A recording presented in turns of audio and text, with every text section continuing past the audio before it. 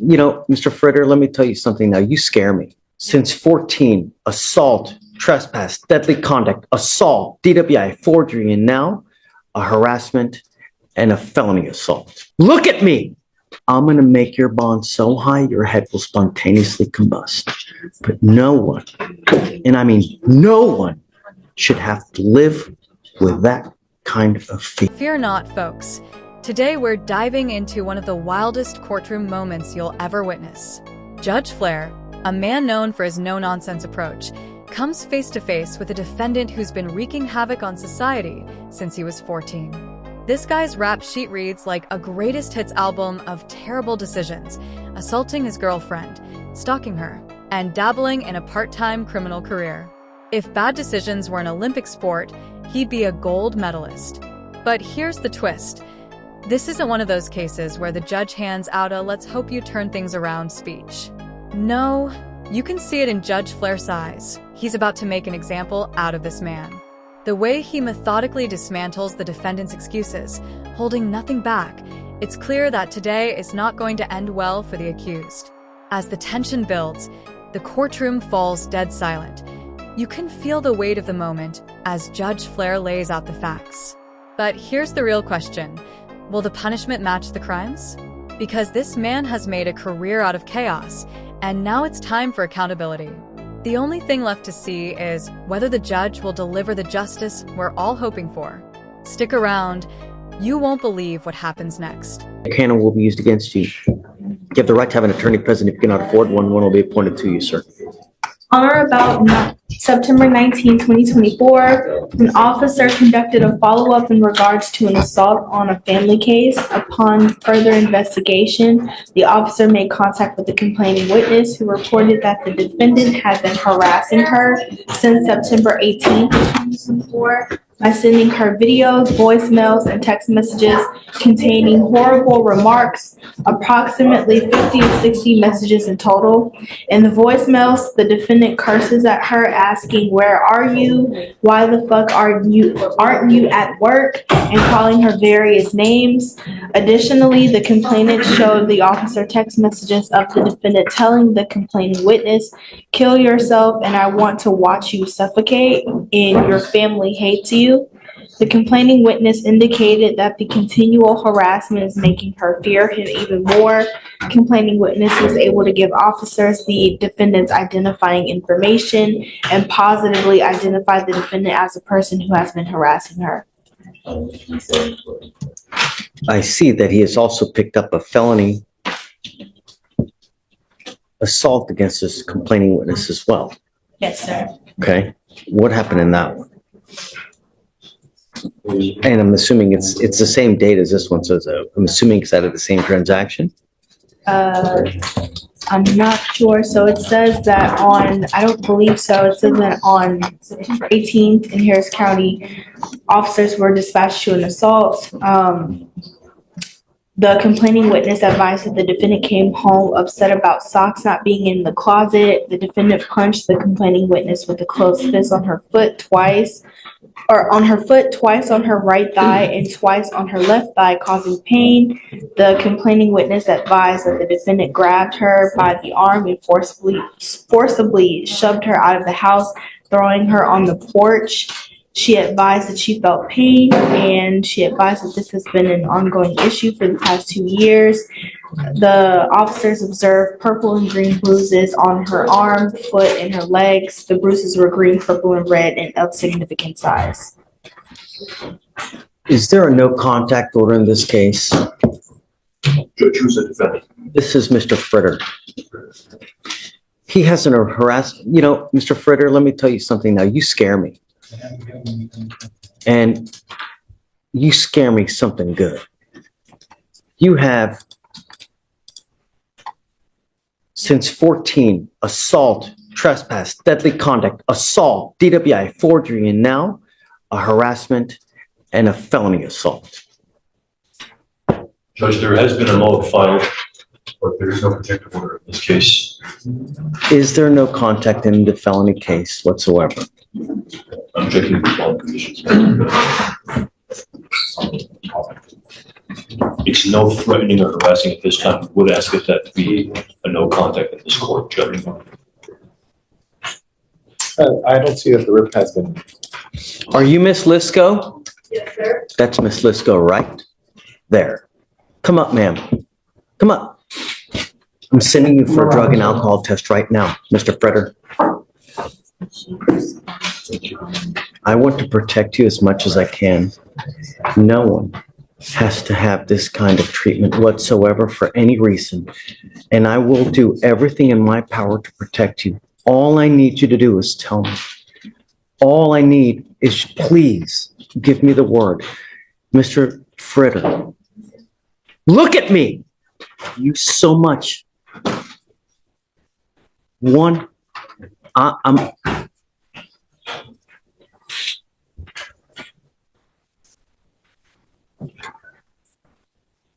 Can you imagine what life is like when someone has to walk on eggshells because they have the fear that if they make someone mad in the smallest respect of having socks not in the damn drawer, they're liable to get a beating?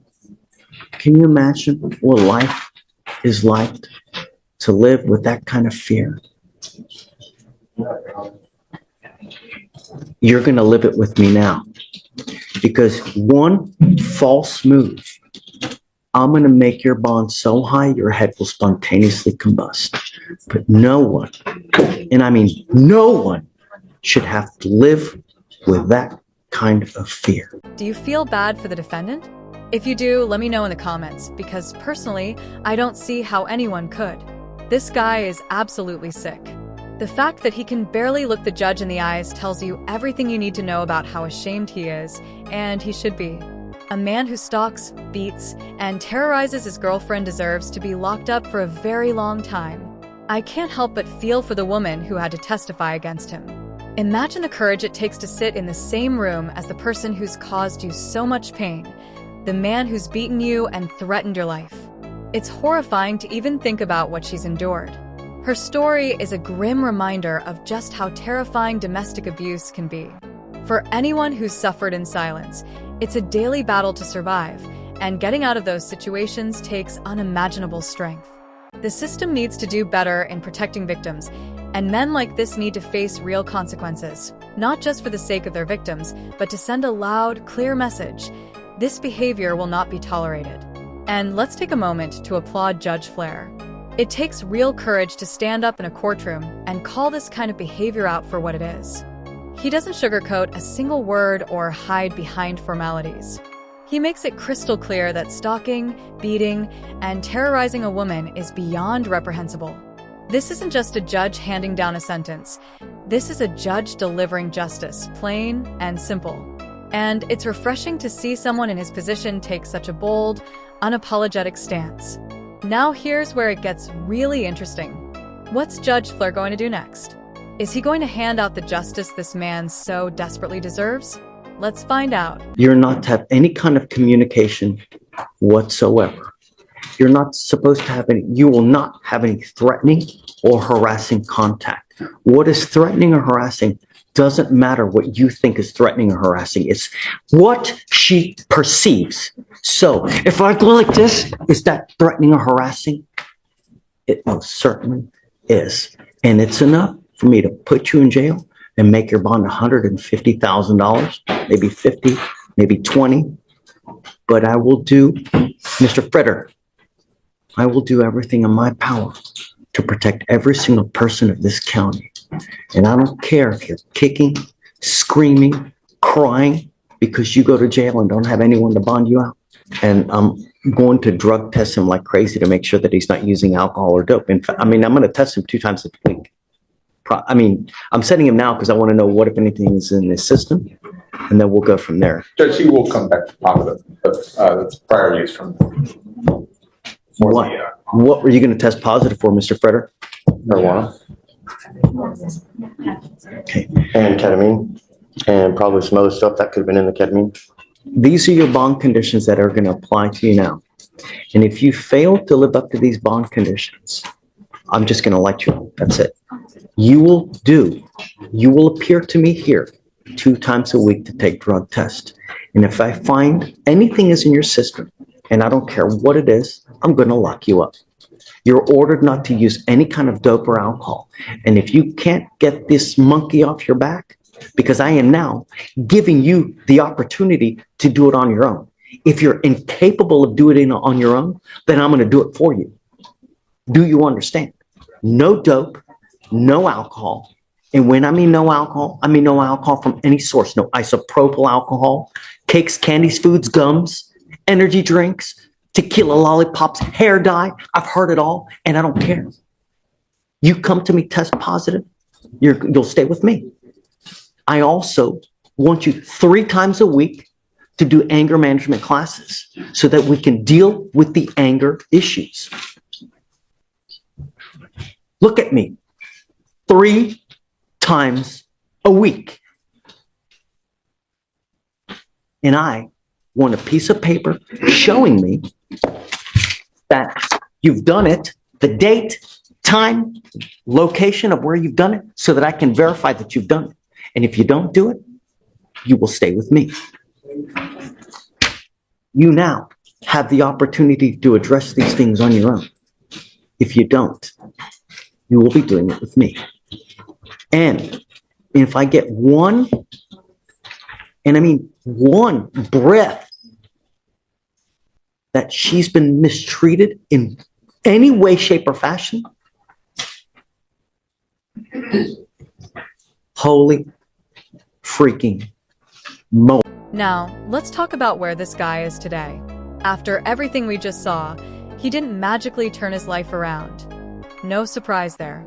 In fact, he actually broke his bond conditions, and guess what? He's back in jail, now sitting with a $150,000 bond over his head. Shocker, right? You can't pull stunts like that and expect Judge Flair to go easy on you. This judge does not play games with smug criminals who think they can beat the system. Honestly, at this rate, this guy seems destined for a life behind bars. It's like he's allergic to making good choices. Once again, I have to give it up for Judge Flair. The man is a legend for holding people like this accountable. He saw through all the excuses and nonsense and gave this guy exactly what he deserved. Too many judges are afraid to call out this kind of behavior for what it is, but not Flair. His no-nonsense approach is exactly the kind of leadership we need more of in the justice system. Now I want to hear from you. Do you think the $150,000 bond was fair, or should it have been even higher? Should guys like this even get a chance to bond out at all? And what about Judge Flair? Do you think he handled this case the way it should be handled? Drop your thoughts in the comments. I'm genuinely curious where you stand. Thanks again for watching. If you enjoyed this breakdown, hit that like button and don't forget to subscribe for more content like this. Let's keep the conversation going in the comments. Was the judge too harsh, too lenient, or just right? And do you think criminals like this ever truly learn their lesson? Let me know what you think. Share this video with someone who loves seeing justice served, and as always, stay safe out there. Seriously, the world's full of people like this guy, and you don't want them anywhere near your life. I'll see you in the next one.